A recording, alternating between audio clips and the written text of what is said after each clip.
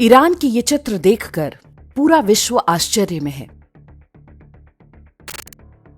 Ayatollah Khamenei के चित्रों से सिगरेट सुलगाती लड़कियां, बुर्का और हिजाब उतार कर फेंकती महिलाएं, अयातुल्ला खामनेई के होर्डिंग और पोस्टर आग के हवाले करते नौजवान, धूं धूं करते जलते ईरान की सबसे बड़ी अल रसूल मस्जिद के चित्र, इस्लामी झंडे की होली जलाते ईरान के सामान्य लोग। ईरान में जो कुछ हो रहा है उसे सही संदर्भ में समझना आवश्यक है। अरब से निकलने के बाद रेगिस्तानी मजहब ने जो सबसे महत्वपूर्ण विस्तार किया था वो फारस था, वही देश जिसे आज ईरान कहते हैं। यहीं पर उसने सबसे अधिक बर्बरता के साथ अपना राज कायम किया था। लेकिन आज ईरान के लोग ही अपने मजहब के शत्रु बन चुके हैं। वे उस मजहब का सच और अपना इतिहास जान चुके हैं। ईरान में इस्लाम 7वीं शताब्दी में ही आ चुका था। वहां भी उनका तरीका बिल्कुल वही था जैसा उन्होंने 400-500 साल बाद भारत में किया था। उन दिनों फारस एक समृद्ध भूभाग हुआ करता था। वहां पर मुख्य रूप से सासानी साम्राज्य का आधिपत्य था। फारस में बड़ी संख्या में लोग पारसी या ज़ोरोस्ट्रियन मजहब को मानते थे। वे अग्नि देवता की पूजा करते थे। पारसियों के अतिरिक्त बड़ी संख्या में मानीगरी और मंदानी संप्रदायों के लोग भी रहते थे। फारस भी भारत की तरह से एक मल्टी कल्चरल क्षेत्र हुआ करता था। अरबी खलीफाओं ने फारस पर आक्रमण करके कुछ हिस्से जीते, कुछ स्थानों पर शांति संधियां यानी पीस ट्रीटीज कर ली। फिर छल कपट विश्वासघात के दम पर फैलते गए। जहां जहां वे पहुंचते वहां वहां तलवार और जजिया के दम पर लोगों को कन्वर्ट कराते गए। ईरान में भी सूफियों ने इस्लाम फैलाने में बड़ी भूमिका निभाई। लाखों पारसियों का नरसंहार हुआ। जो बच गए वे नावों पर बैठकर भारत भाग आए। 11वीं शताब्दी तक ईरान पूरी तरह से इस्लाम के चंगुल में चला गया। वहां पर पारसी और अन्य संस्कृतियों के सारे चिन्ह तक मिटा दिए गए।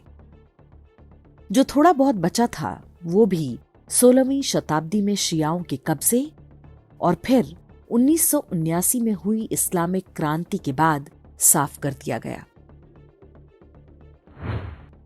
क्या यह आश्चर्यजनक नहीं लगता कि अग्नि देवता पर आधारित जिस सभ्यता को पूरी तरह राख में बदल दिया गया था, उसी राख से 1000 वर्ष बाद कैसे अंगारे भड़क उठे। ऐसे अंगारे जो आज ईरान में अरबी मजहब को भस्म करते दिखाई दे रहे हैं। ये कोई संयोग मात्र नहीं बल्कि एक दैवीय योजना है। फारस में जिस सभ्यता का दीपक पूरी तरह से बुझाया जा चुका था, जिसकी अब राख तक नहीं बची थी, जहां के लोगों को 1000 वर्ष से पहले का अपना इतिहास तक नहीं पता था, वहां की नई पीढ़ी अरबी मजहब का झंडा जलाकर अपने मूल देवताओं पर आधारित ध्वजा स्थापित कर रही है। ईरान से लेकर लंदन तक ये होते हुए देखा जा सकता है। ईरान कोई अपवाद नहीं है। सऊदी अरब में मोहम्मद बिन सलमान इस्लाम के 1400 वर्ष के इतिहास में पहले सबसे बड़े रिफॉर्मर बनकर उभरे हैं। जिस सऊदी अरब को इस्लाम का केंद्र मानते हैं, वहां आज हर वो काम हो रहा है जिसे हराम बताया जाता रहा है। सिनेमा, संगीत से लेकर लड़कियों को ड्राइविंग की अनुमति तक, सब करके भी वे सऊदी अरब में एक्स मुस्लिम आंदोलन को नियंत्रित नहीं कर पा रहे हैं। ताजा अनुमानों के अनुसार सऊदी अरब में 5 से 10% लोग मजहब को त्याग चुके हैं, वो भी तब जब इस्लाम छोड़ने पर मृत्युदंड तय है। यूएई पहले से इस रास्ते पर है। वहां की सरकार ने अपने छात्रों को ब्रिटिश विश्वविद्यालय में पढ़ने से रोक दिया, क्योंकि यूएई के छात्र लंदन में कट्टरपंथी बन रहे थे। यदि संयुक्त अरब अमीरात को ब्रिटेन के इस्लामवादियों से डर लगने लगा है, तो आप स्थिति की गंभीरता को समझ सकते हैं। जो तुर्की इस्लामी जगत का नया लीडर बनने का प्रयास करता है, उसके पांवों तले की जमीन तेजी से खिसक रही है। तुर्की उन देशों में से है जहां पर मुस्लिम आबादी का अनुपात घट रहा है। पहले वहां 98% मुसलमान थे, अब 95% रह गए हैं।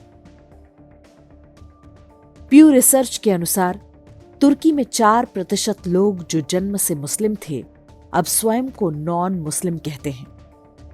कुछ अनुमानों के अनुसार तुर्की के 73% युवा मजहब से दूरी बना चुके हैं।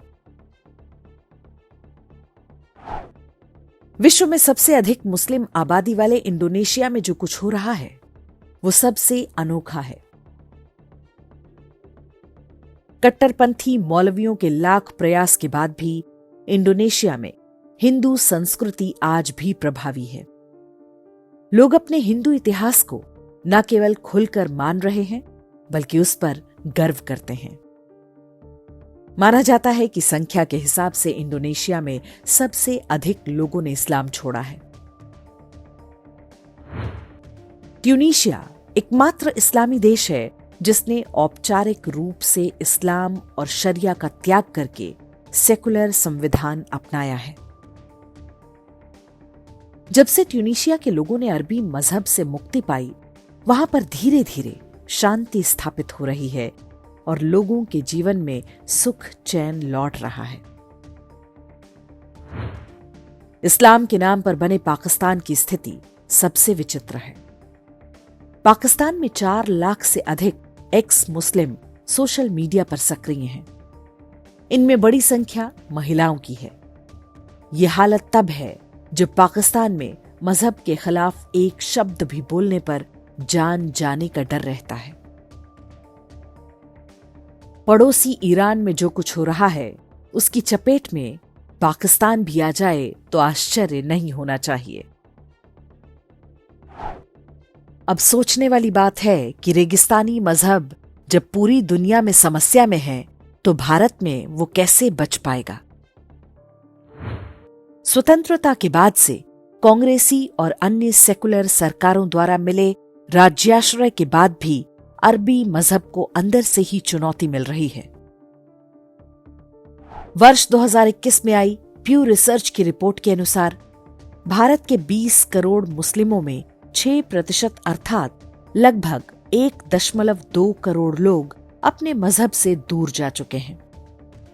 यह आंकड़ा महत्वपूर्ण है क्योंकि इनमें से अधिकांश केरल, बंगाल, कश्मीर और यूपी में हैं, जहां पर मजहबी कट्टरता सबसे आक्रामक रूप में देखी जाती रही है। भारत में बीते 1 दशक में बड़ी संख्या में मजहबी लोगों को अपने पूर्वज याद आने लगे हैं।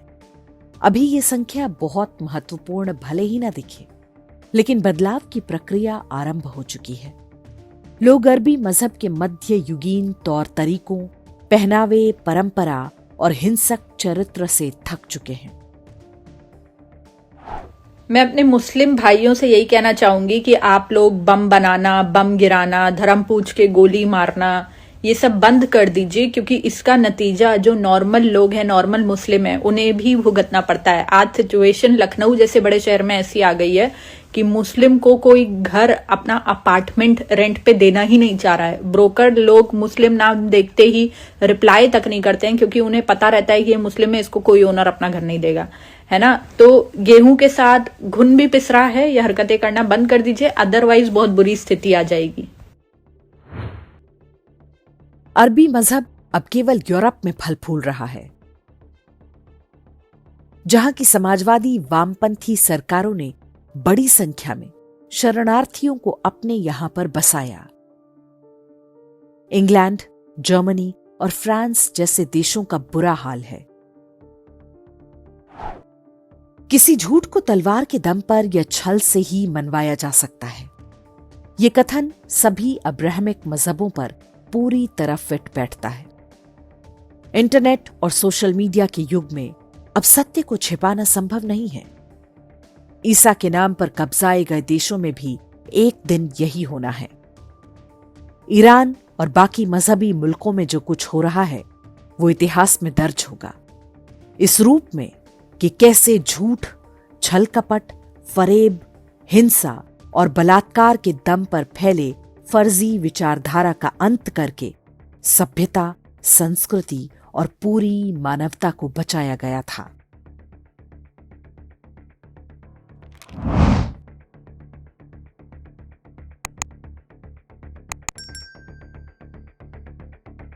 इंडेक्स ऑनलाइन के वीडियो समाज को समर्पित हैं। आप इनको डाउनलोड करके जैसे चाहे वैसे प्रयोग कर सकते हैं। चाहे तो आप हमारे टेलीग्राम चैनल से जुड़ सकते हैं, वहां सारे नए पुराने वीडियो आपको मिल जाएंगे। हमारे सोशल मीडिया लिंक हर वीडियो के डिस्क्रिप्शन में होते हैं। हमारा एकमात्र उद्देश्य हिंदू समाज को जागृत और एकजुट करना है। इसमें सहभागी बने। धन्यवाद।